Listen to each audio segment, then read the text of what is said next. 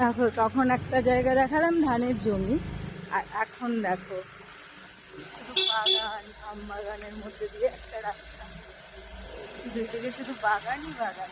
বাড়ি কমই আছে, বাগানের রাস্তা।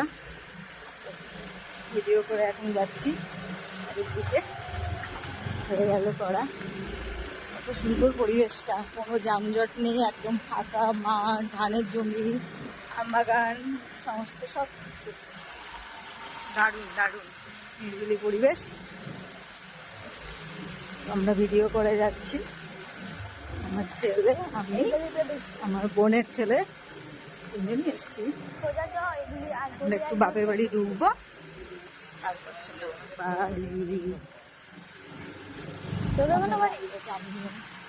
সবাই সঙ্গে একটা শাড়ির সঙ্গে গাছের ডাল রয়েছে, সেটাও সাথে নিয়ে যাচ্ছি।